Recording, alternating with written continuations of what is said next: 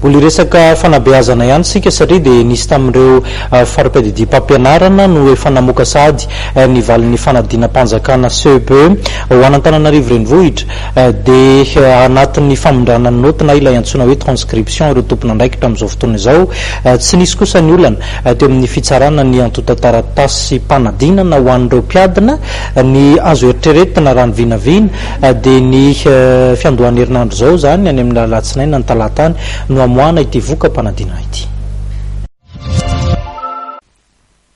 Efa nivoaka ny valim-panadinana CPE ho an'ny fitoeram-panadinana sasany dia any amin'ny Direnina Itasy Sisko Arivonimamo ao amin'ny centre Tambahoaka, Direnina Betsboka Sisko Maivatanana ao amin'ny centre Tanimbary, Direnina Moronmanihy Sisko Ambositra centre CEG Tsarasotra, centre CEG Akazoambo, centre CEG Ampandrotrarana ary centre CEG Ambato Fray Sankina.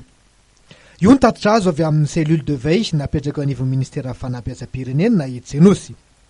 Efa miroso amin'ny famondrana noty na transcription kosa ankehitriny ny fitoerana any amin'ny fari-piadidim-pampianarana sasany.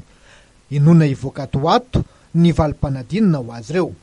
Mizotra somatsara kosa ny fitsarana ireo taratasy mpanadinana eny anivon'ry fitoerana fitsarana fanadinana raha tsy tanisa afa-tsy etsy amin'ny CEG Antanimbarinandrina, Sisko Antananarivo renivohitra.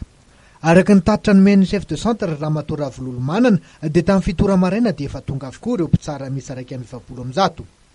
Vita ny andro voalohany ary itoram-pitso ny fitsarana ho an'ny taranja sasany.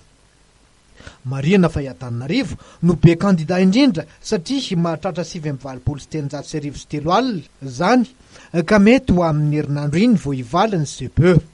Nanambaratra ny ministeran'ny fanabeazam-pirenena fa ho totsaina amin'ny talata 20 aogositra 2024 zao kosa ny fanadinana manokana na session spéciale ho an'ireo fitoeram-panadinana misy 5 tsy nahatotosa CPE tamin'ny 14 aogositra lasa teo.